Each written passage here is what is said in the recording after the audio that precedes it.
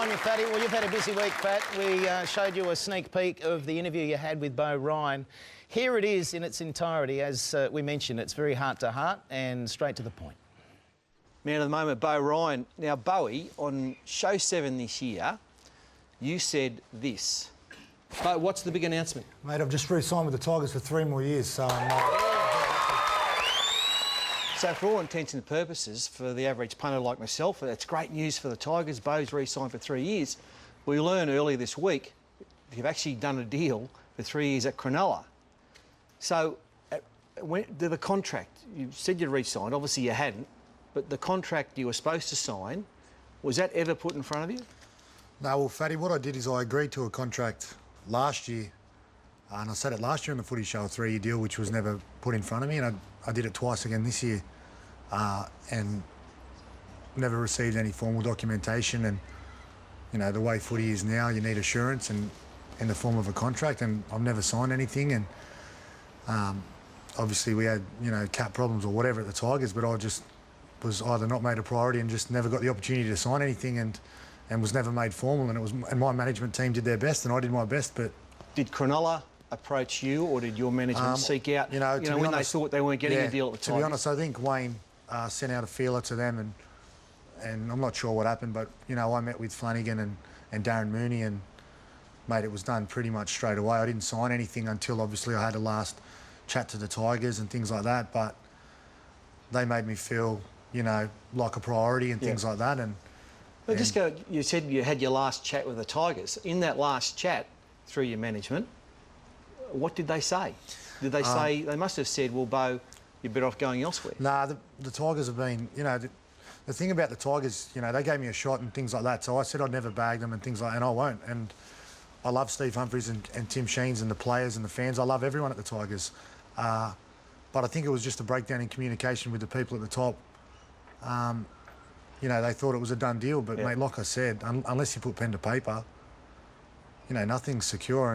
And I'm at a stage in my life where I needed to be reassured. And it wasn't a money thing. It wasn't anything like that. It wasn't what people are saying on radio and, you know, chasing money or being with his family. I am going to be close to my family, you know, in Cronulla and in Wollongong. But, you know, I wanted to stay at the Tigers. And then I think on Monday they said, OK, we have the deal for you. But by then I just felt like, you know, it wasn't a priority, and other people had signed. And let's say it is incredible. You've had 5 or 6 years there, 104 first-grade games, and I'm not the only one, but everyone is saying you've played this year your best football you've ever played in your career. It's unbelievable that you're not going to be playing for the Tigers again next year. Yeah, look, mate, I can't believe it. I'm shattered. The last 2 days have been the worst 2 days of my life, I'm not going to lie. When I had to go and tell the boys yesterday with Chris, and people think I'm following Chris and things like that. He's a big part of the reason why I'm there, but I'm a loyal guy and he's one of my best mates, and we shook on a deal over 12 months ago that never come about. And, you know, I can be proud to say that I'll look him in the eyes and be with him, because basically at the end of the day we weren't provided, you know, formal documents that we were promised. And you know what footy's like. You've got best mates. You'll play golf with them today that you played with 20 years ago. And that's the hardest thing I had to do. I had to tell Benji. How'd that go? Because you and him are like this. Mate, when we told Benji on, I think it was Tuesday, that was the hardest thing I've ever done, besides signing the actual Cronulla contract.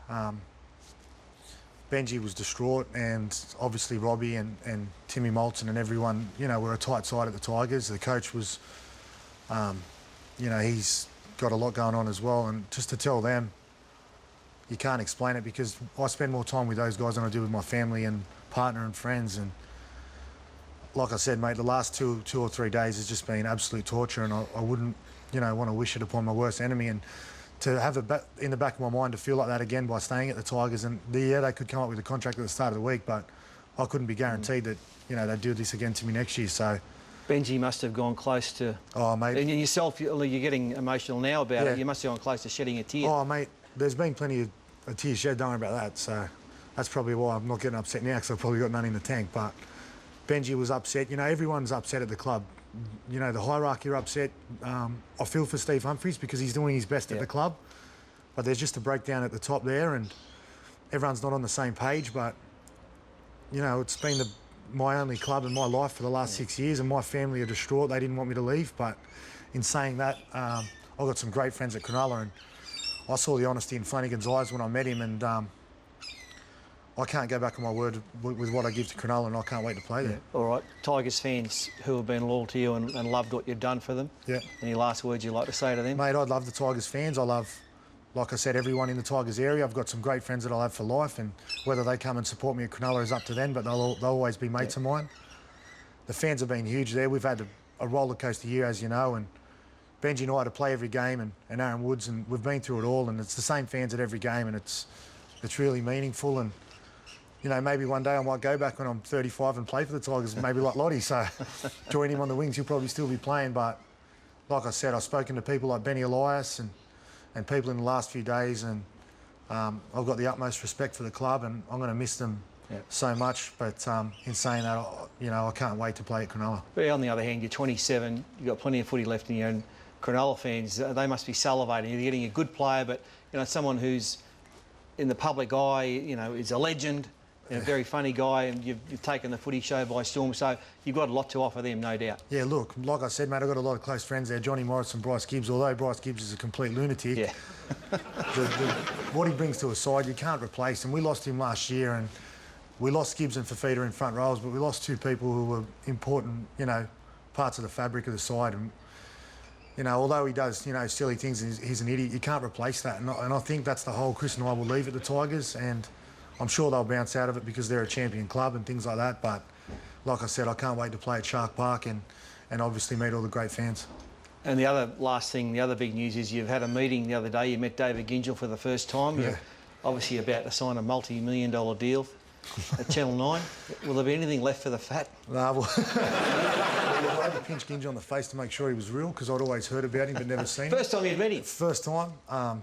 He's a great guy, and obviously Glenn Pallister and, you know, James Rochford, who I owe a lot to, who's produced me since I started. Who? James, he's a guy in the background, but he does a lot of work. Show, doesn't he? I owe a lot to him, and I do owe a lot to Channel 9, because Channel 9 have, you know, I think improved my football game, because they've given me a chance to express myself on and off the field, and I do owe a lot to them as well. So I'm sure my management will come to an agreement in a few days, but yeah, you're taking up most of the pie there, so I'll just have to take the crumbs. I'll give you one tip. No, I'm not. Gings, call me.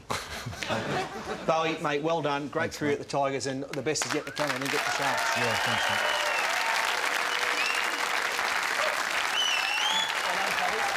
Good interview, mate. Yeah, he's much loved.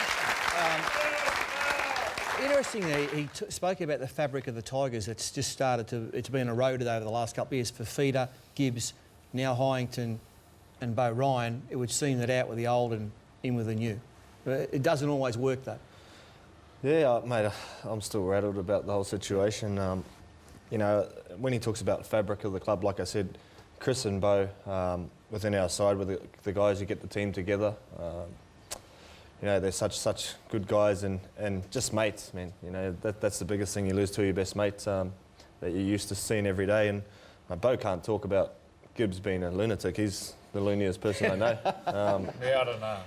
Yeah. Gibbs is It's he's close. out there. Hey, it changes so quickly. That must have felt surreal, listening to that. Yeah, well, it's all familiar. I mean, he come to my house and told me exactly the same thing what I just heard there. So, trust me, he was crying more than I was. I'm pretty tough.